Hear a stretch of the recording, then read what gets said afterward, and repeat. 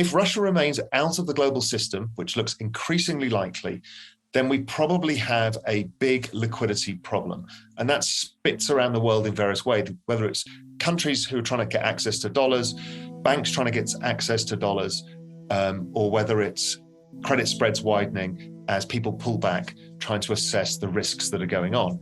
And we don't really know. I mean, how does it affect Egypt? How does this affect the Middle East at large? How does it affect all sorts of countries? Again, we don't really know yet.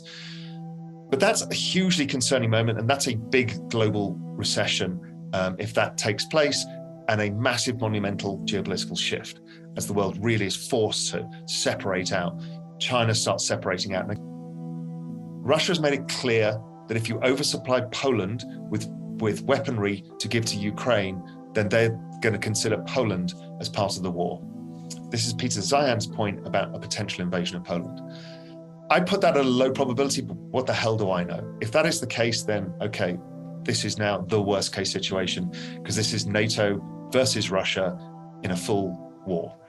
I mean, I can't believe I'm saying these words, but that's where we are, and it's kind of shocking and terrifying. The issue I have with all of this, and I had underestimated it, is the knock-on effects are much larger than I first realized. That how things can spiral in very few decisions into something utterly terrifying that we've not had to face, certainly in our lifetimes, and certainly not in the West. Other regions have, obviously. The world is splitting. I think everybody is aware of that. Deglobalization writ large everywhere, and everyone's going to have to go to localized supply chains. Now, this is geopolitics. We have no real clue how this will play out. That's why it's so hard.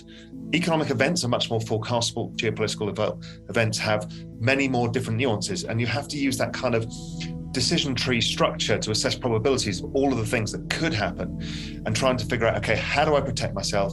Can I make money out of this? What does this all mean for the much bigger picture? So there's a lot here.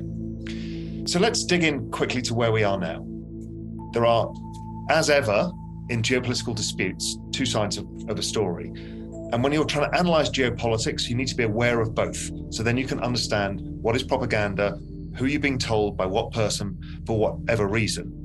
And in this situation, we know Russia's been very clear on its intentions to buffer its borders. Peter Zeihan's piece the other day made it very clear. I think D. Smith's gone through this. So Russia's been very keen on stopping NATO encroaching on its borders. NATO, on the other hand, is very keen on not letting Russia encroach on its borders, but it's been moving NATO's way. And this whole game has been played out for some period of time. I've written this up in GMI and written it up in Macro Insiders, or Real Vision Pro, Macro, is this whole situation that we saw started with Chechnya, then moved to Crimea. This Ukraine story was the Crimea story. Then it's these splintering states, then it's Ukraine itself. It's been a story that the Russians have had an obsession with in how they want to deal with it for their own sovereign protection.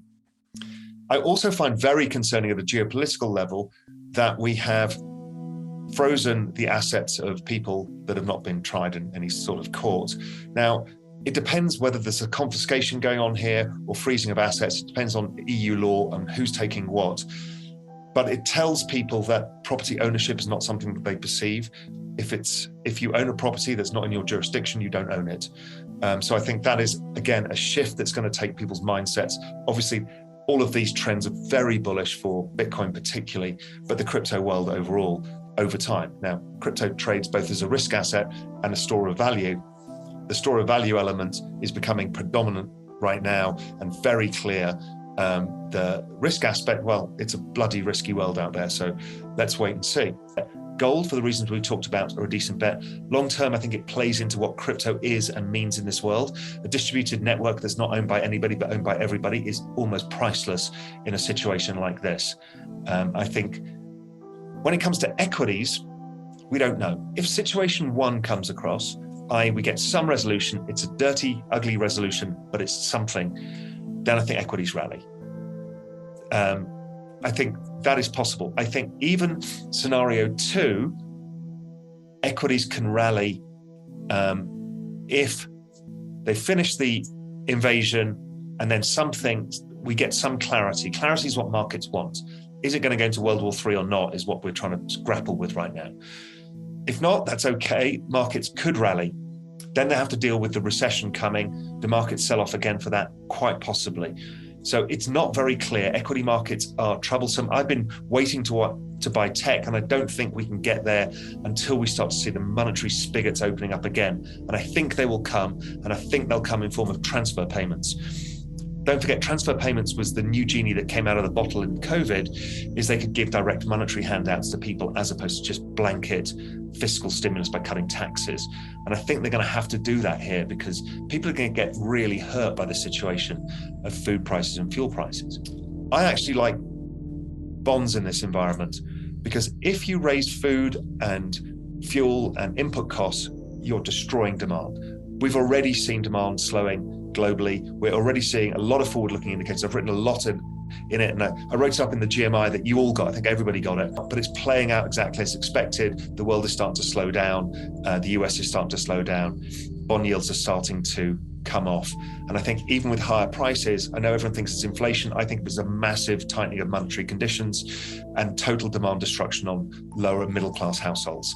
So I think that is a big problem coming, and I think bonds should fall in yield. And right now US bonds are a safe haven, so there's safe haven flows that come into that as well.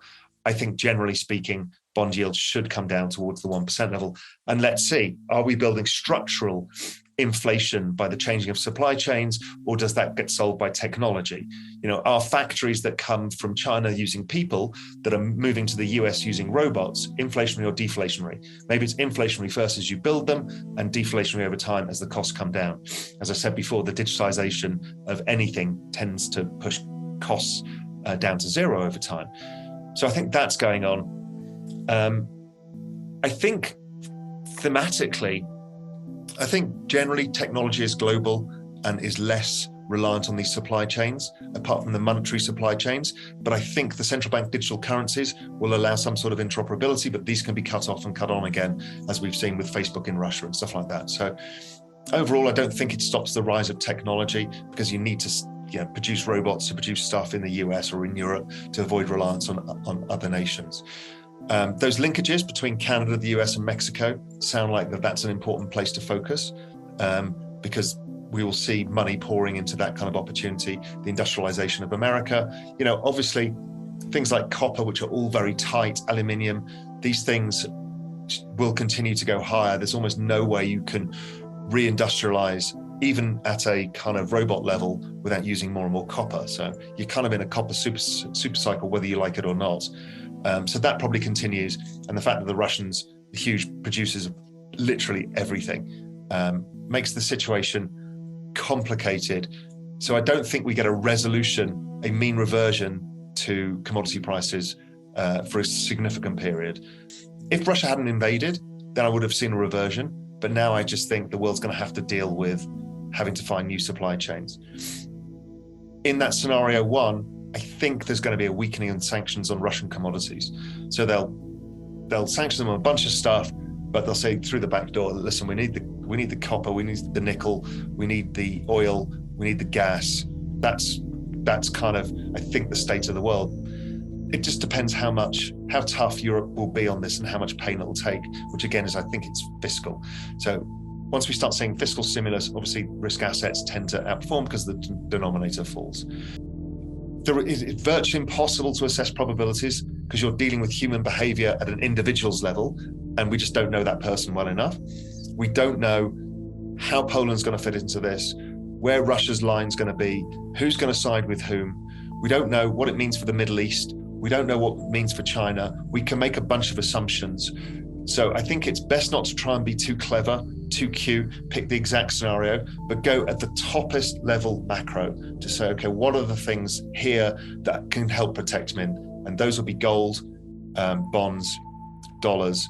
And I like crypto, but I would prefer it if we had the central bank printing. It feels for crypto very much like the setup in 2020 in March, when we sold off really hard, failed to make a new low versus the low a year and a bit ago prior, and then took off.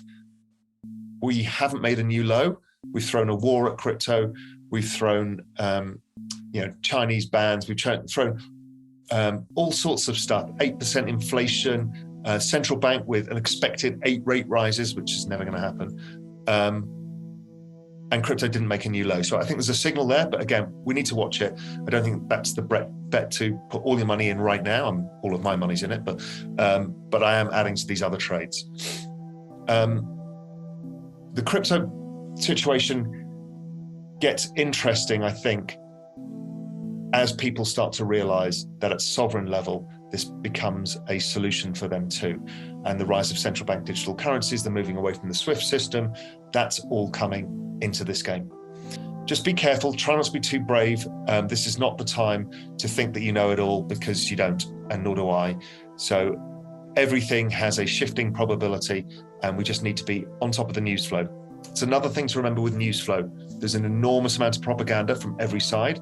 So you don't know the truth, and you will never know the truth. You will never know whether Russia is exactly meeting its plan, or whether every tank is falling apart because it's ancient and the Russians have no will to fight.